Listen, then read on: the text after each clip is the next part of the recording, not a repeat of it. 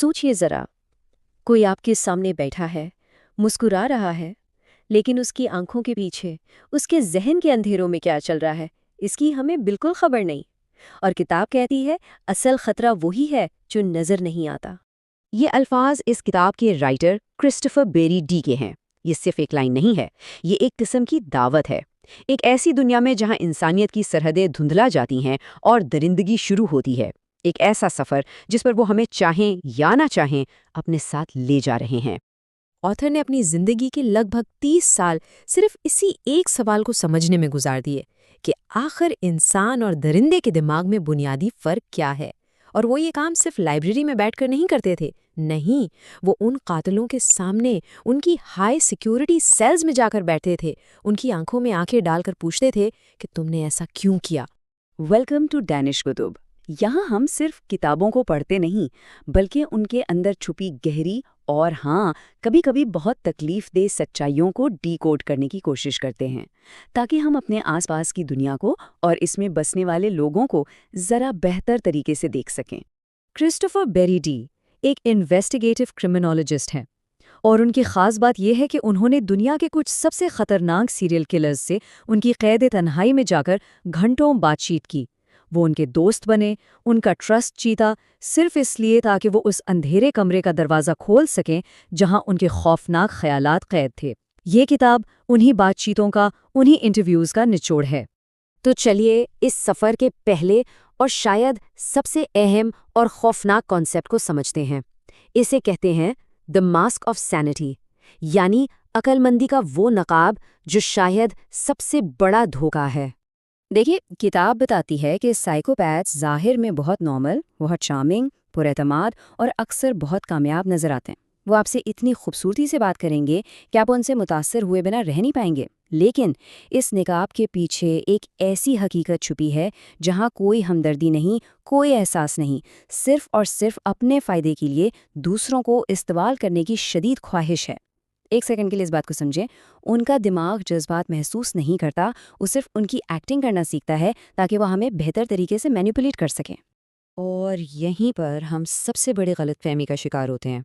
हम सोचते हैं कि बुरा इंसान दिखने में भी बुरा होगा, फिल्मों की तरह उसके चेहरे पर वहशत लिखी होगी।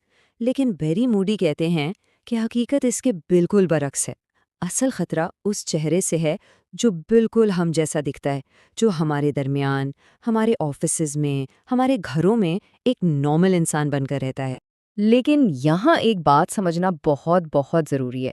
इसका मतलब ये हरगिज़ नहीं कि हर पुरकशिश या कॉन्फिडेंट इंसान के पीछे कोई साजिश है। ज़िंदगी ब्लैक एंड वाइट नहीं होती।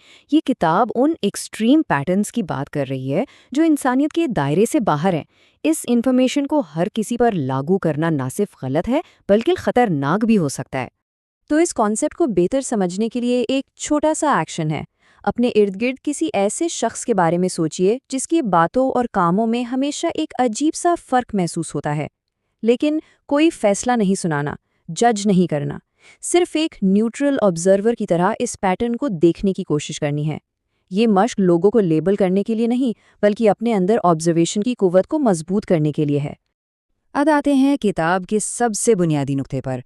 क्रिस्टोफर बेरी डी कहते हैं कि तमाम पुरतशद्दुद लोग एक जैसे नहीं होते। उन्होंने दो बड़ी कैटेगरीज बनाई हैं, साइकोपैथ और सैविज, और इन दोनों में ज़मीन आसमान का फ़र्क है, और इस फ़र्क को समझना बहुत ज़रूरी है। साइकोपैथ एक शिकारी की तरह है। उसकी हर हरकत बिल्कुल सोची समझी, हिसाब किताब से भरी होती है। वो अपने शिकार को देखता है, उसकी कमज़ोरियाँ समझता है और फिर बिल्कुल सही वक्त का इंतज़ार करता है। वो जज्बात से नहीं, ठंडे दिमाग से काम लेता है। दूसरी तरफ सैविज वो एक ज़ख्मी जानवर की तरह है। उसकी हरकतें अचानक गुस्से, नफ़रत या किसी शदीद जज्बे के ताबे होती हैं। वो एक आतिश फिशा की तरह फटता है, अंजाम की परवाह किए बगैर, और अपने आसपास सब कुछ जला देता है। हमारी सोसाइटी में सबसे आम गलती ये होती है कि हम हर गुस्से वाले, हर पुरतशद्दुद इंसान पर फ़ौरन साइको का लेबल लगा देते हैं। लेकिन ये किताब बताती है कि ये लफ्ज़ इतना आम नहीं है। असल फ़र्क उनके दिमाग के ऑपरेटिंग सिस्टम में है। एक ऑपरेटिंग सिस्टम ठंडा, कैलकुलेटिंग और लॉजिक पर चलता है, جیسے کوئی سپر کمپیوٹر، جبکہ دوسرے کا سسٹم گرم، بے قابو اور ایموشنل وائرس سے بھرا ہوا ہے۔ دونوں خطرناک ہیں، لیکن ان کے کام کرنے کا طریقہ بالکل الگ ہے۔ اس فرق کو ریئل لائف میں دیکھنے کے لیے آج کا ایکشن یہ ہے۔ جب آپ نیوز میں کسی جرم کی خبر سنیں تو ایک لمحے کے لیے سوچیں، کیا یہ حرکت اچانک غصے کا نتیجہ لگتی ہے جسے کرائم آف پیشن کہتے ہیں، یا اس کے پیچھے کوئی پلاننگ، کوئی سوچی سمجھی سازش نظر آتی ہے؟ یہ چھوٹی سی انالیسس آپ کو ان دو مائنڈ سیٹس کا فرق بالکل واضح کر دے گی۔ تو ایک سوال جو ہم سب کے ذہن میں آتا ہے، کیا یہ لوگ پیدائشی ایسے ہوتے ہیں؟ کیا کوئی انسان اچانک ایک صبح اٹھ کر درندہ بن جاتا ہے؟ کتاب کہتی ہے بالکل نہیں۔ شیطان بننے کا ایک پورا پروسیس ہوتا ہے جسے آتھر نے نام دیا ہے دی گریجویشن پروسیس۔ اس پروسیس کو سیڑھیوں کی طرح سمجھیں۔ کوئی بھی سیدھا چوتھی سیڑھی پر قدم نہیں رکھتا۔ یہ سفر چھوٹی چھوٹی حرکتوں سے شروع ہوتا ہے۔ مسلسل جھوٹ بولنا، جانوروں کو تکلیف دے کر خوش ہونا، جو کہ ہمدردی کی کمی کا سب سے بڑا سائن ہے۔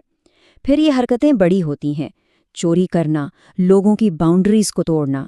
اس کے بعد فزیکل وائلنس شروع ہوتا ہے، اور آخر میں جب ساری انسانی حدیں ٹوٹ جاتی ہیں تو وہ قتل تک پہنچ جاتا ہے۔ یہ ایک ایک قدم کر کے اندھیرے میں اترنے جیسا ہے۔ تو کیا اس پروسیس کے کوئی اشارے ہوتے ہیں؟ جی ہاں، کتاب کچھ ریڈ فلیگز بتاتی ہے۔ مسلسل جھوٹ بولنا، جانوروں پر ظلم، کسی سے گہرا رشتہ نہ بنا پانا، خود کو سب سے اہم سمجھنا اور بنا سوچے سمجھے کام کرنا۔ لیکن یاد رہے، یہ صرف اشارے ہیں۔ کسی ایک نشانی کا ہونا کچھ ثابت نہیں کرتا۔ اصل خطرہ تب ہوتا ہے جب یہ نشانیاں ایک پیٹرن کی شکل میں مسلسل نظر آتی ہیں۔ اس پر غور کرنے کے لیے ایک ایکشن سٹیپ ہے۔ ذرا اپنے بچپن کو یاد کریں۔ اسکول میں، محلے میں، کیا کوئی ایسا بچہ یا نوجوان تھا جس میں ان میں سے کچھ اشارے بالکل واضح تھے، لیکن اس وقت ان پر کسی نے توجہ نہیں دی؟ انہیں صرف شرارتی یا بدتمیز کہہ کر نظر انداز کر دیا گیا؟ یہ مشق کسی پر الزام لگانے کے لیے نہیں ہے، یہ صرف یہ سمجھنے کے لیے ہے کہ یہ پیٹرنز اکثر ہمارے سامنے ہوتے ہیں، لیکن ہم انہیں پہچان نہیں پاتے۔ اب تک ہم نے جو بھی بات کی ہے وہ قاتلوں اور مجرموں کے بارے میں تھی، لیکن اب ہم اس گفتگو کو اس جگہ لے کر آئیں گے جہاں اس کا تعلق ہم سب سے ہے، اور شاید کتاب کا سب سے ڈسٹربنگ حصہ اب شروع ہوتا ہے۔ اور یہاں سب سے اہم سوال اٹھتا ہے، کیا ہر وہ شخص جس میں سائیکوپیتھس والی خصوصیات ہوں وہ قاتل یا مجرم ہی ہوتا ہے؟ کتاب اس کا جواب دیتی ہے بالکل نہیں، اور یہ جواب قاتلوں سے کہیں زیادہ خوفناک ہے۔ بیریڈی ایک کانسیپٹ پیش کرتے ہیں جسے کہتے ہیں سائیکوپیتھک کنٹینیوم۔ اس کا مطلب یہ ہے کہ یہ خصوصیات ایک سکیل پر ہوتی ہیں، 0 سے لے کر 100 تک۔ اس سکیل کے ایک ایکسٹریم اینڈ پر قاتل ہیں، لیکن دوسری طرف بہت سے عام لوگ بھی ہو سکتے ہیں، بہت کامیاب CEOs، لائرز، پولیٹیشنز۔ ان میں بھی ہمدردی کی کمی، زبردست مینیپولیشن کی صلاحیت اور صرف اپنے فائدے کا سوچنے کی عادت ہو سکتی ہے۔ فرق صرف یہ ہے کہ وہ اپنی انہی خصوصیات کو قانون کے دائرے میں رہ کر اپنی ترقی کے لیے استعمال کرتے ہیں۔ وہ قانون نہیں توڑتے، لیکن اپنے آس پاس کے لوگوں کے دل، ان کا اعتماد اور رشتے ضرور توڑتے ہیں۔ اس کی ایک چھوٹی سی مثال سوچیں جو شاید کچھ لوگوں نے اپنی زندگی میں دیکھی ہو۔ ایک آفس کا باس ہے، پوری ٹیم دن رات محنت کرتی ہے، اور وہ پریزنٹیشن میں سارا کریڈٹ اتنی خوبصورتی سے خود لے لیتا ہے کہ ہائر مینجمنٹ اس سے بہت متاثر ہوتی ہے۔ وہ اتنی صفائی سے جھوٹ بولتا ہے کہ ٹیم چپ رہ جاتی ہے۔ اس کے اندر کوئی پچھتاوا، کوئی شرمندگی نہیں، اس کو صرف اپنی پروموشن، اپنی کامیابی نظر آتی ہے، چاہے اس کے لیے کتنے ہی لوگوں کو سیڑھی بنانا پڑے۔ یہ ہے ہائی فنکشننگ سائیکوپیتھ کی ایک چھوٹی سی جھلک۔ تو اس پوری گفتگو کا سب سے اہم، سب سے ضروری ایکشن یہ ہے، لوگوں کے الفاظوں پر نہیں، ان کے مسلسل پیٹرنز پر توجہ دیں۔ ان کی باتیں، ان کے وعدے، یہ سب ماسک آف سینٹی کا حصہ ہو سکتے ہیں، لیکن ان کا پیٹرن جھوٹ نہیں بولتا۔ ایک بار غلطی کرنا انسانی فطرت ہے، لیکن بار بار الگ الگ لوگوں کے ساتھ ایک ہی طرح سے دھوکہ دینا، مینیپولیٹ کرنا، یہ ایک پیٹرن ہے، اور پیٹرنز جھوٹ نہیں بولتے۔ اگر اس پوری بحث سے صرف ایک بات یاد رکھنی ہو تو وہ یہ ہے کہ اصل خطرہ اس شیطان سے نہیں جس کی سینگیں یا دم نظر آتی ہیں۔ اصل خطرہ اس سے ہے جو آپ کے سامنے آپ کے دوست، آپ کے کلیگ یا آپ کے رشتہ دار کے روپ میں مسکراتا ہے، لیکن اس مسکراہٹ کے پیچھے ایک سرد، بے حس دماغ کام کر رہا ہوتا ہے۔ یہ کتاب ہمیں ڈراتی نہیں بلکہ آگاہ کرتی ہے، ہماری آنکھوں پر بندھی پٹی کو کھولتی ہے۔ اگر آپ ایسی ہی گہری باتوں کو سمجھنا چاہتے ہیں تو دانش کتب کو سبسکرائب کریں، کیونکہ کتابوں کو سمجھنا اصل میں انسانوں کو سمجھنا ہے اور آخر میں خود کو سمجھنا ہے۔